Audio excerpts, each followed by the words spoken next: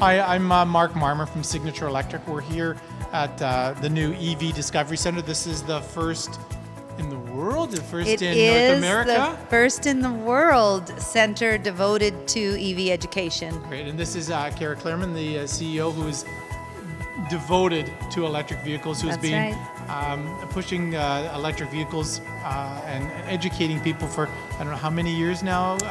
Well, Plug and Drive's been in existence actually for a decade, but we turned it into its own standalone not-for-profit in June of 2011. So officially, yeah, about 6 years. We realized that this center in the GTHA is really wonderful for people who live in striking distance to come, learn about the cars, learn about the electricity that backs them up, why it's good for the environment, how you save money, and take that test drive. But let's say you live in a community that's too far, we still are on the road with the cars, and we will bring our events to those communities because we do believe really EV can be for everyone, not just for people who live in a big urban city. I know that people that follow us, they know I'm committed and I'm in love with my Tesla, and I'm a typical Tesla owner. Once you're in it, I don't think I'm ever moving back. Right. I drove my first electric car I bought in 2011, so now it's 6 years old. The first 5 years, the only thing I ever did was change my wiper blades. Amazing, right? 20 bucks. Did the car have some regenerative braking similar to mine? Yes. And the brakes were even lasting so a very the long time, brakes last longer. There's just nothing to fix. And so I think that's going to be another savings that we're going to be able to soon, have data that shows, in the first 6, 7, 8 years, EVs just don't need any service. And that's another big savings for the consumer. If you ask people how far they typically drive in a day, most Canadians drive between 20 and 30 kilometers on average a day.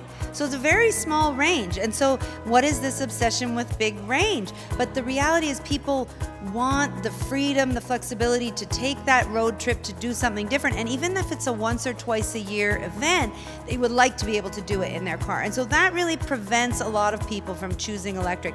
Now with, as you say, infrastructure around the country improving and larger batteries, that range issue is just going to be a thing of the past. I think this is such a fantastic arrangement that we've got here. We've got to just open the floodgates and let everybody know that people need to know that it's here, it's open to the public. You don't need to make an appointment, just come on in. And the great thing about this center is, no pressure, no sales. We're just going to walk you through the learning about EV. There's interactive displays, there's stuff for kids to do. It's almost like a science center meets car showroom, right? So you can come, learn, spend your time, and then test drive as many different cars as you want and really figure out which is the right car for you.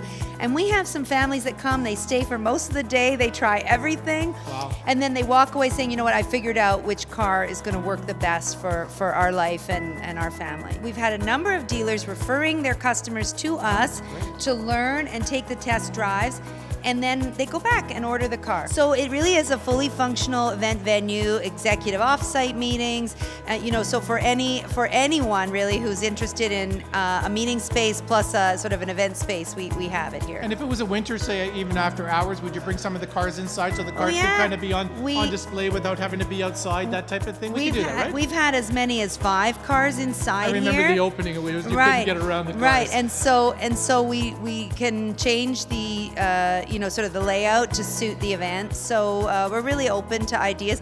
I'm predicting that it won't be long before somebody holds a wedding in here. I didn't want to do it. I didn't want to say weddings and bar mitzvahs, but I was so tempted. I think it will. There'll be some EV keeners who will want to do that. I'm telling you. It's for sure. It's a birthday community, party for right? sure. Somebody's 18th birthday or something. Yeah, we're at 1126 Finch Avenue West, which is closest intersection is Finch and Dufferin, just west on Finch.